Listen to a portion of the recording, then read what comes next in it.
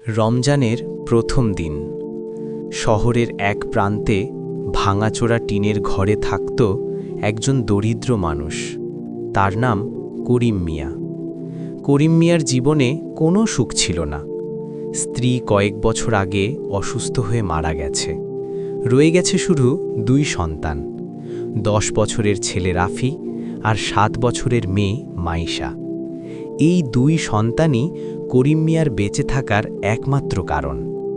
আজ রমজানের প্রথম রোজা। ভোরবেলা সাহারির সময় ঘরে কিছুই ছিল না।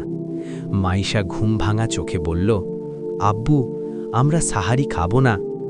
করিম মিয়া চোখের পানি লুকিয়ে বলল, আজকে আল্লাহ আমাদের ধৈর্যের পরীক্ষা নেবেন মা। তিনি শুধু 1 গ্লাস পানি খেয়ে রোজা রাখলেন। সকাল থেকে করিম মিয়া রাস্তায় রাস্তায় কাজ খুঁজতে লাগলেন। কখনো রিকশা ঠেলেন, কখনো মানুষের বাজারের ব্যাগ বহন করেন। কিন্তু আজ যেন কারোই তার দরকার নেই। দুপুর গড়িয়ে বিকেল। রোজার ক্লান্তিতে শরীর কাঁপছে, মাথা ঘুরছে। তারপরও করিম মিয়ার মনে শুধু একটাই চিন্তা, আজ ইফতারে বাচ্চাদের কি খাওয়াবেন। তিনি নিজের সাথে কথা বলেন, আমি না খেয়ে থাকলেও চলবে, কিন্তু আমার বাচ্চারা যেন খালি পেটে না থাকে।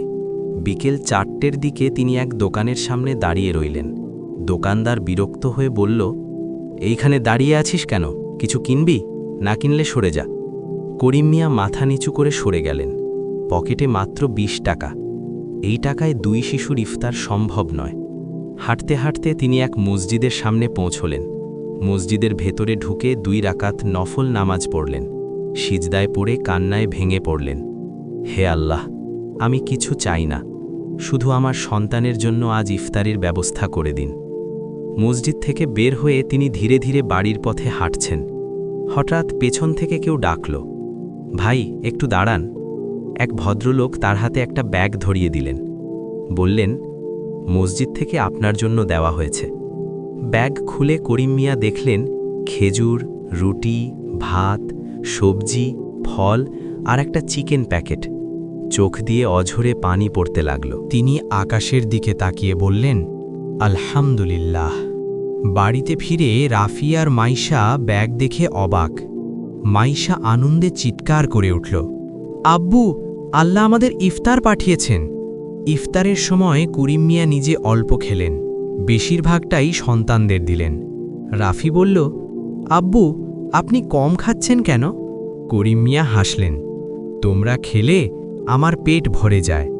সেই রাতে করিম মিয়া আবার মসজিদে গেলেন। ইমাম সাহেব ঘোষণা দিলেন, একজন দরিদ্র রোজাদারের জন্য দান করলে তার দায়িত্ব আমরা নেব। করিম মিয়া এগিয়ে গেলেন।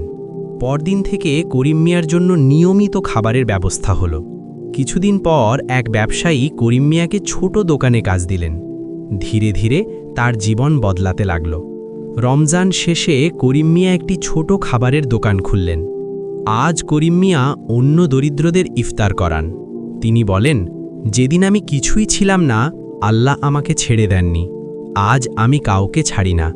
আল্লাহ ধৈর্যশীলদের কখনো খালি হাতে ফেরান না। রোজাদারের দোয়া কখনো বৃথা যায় না।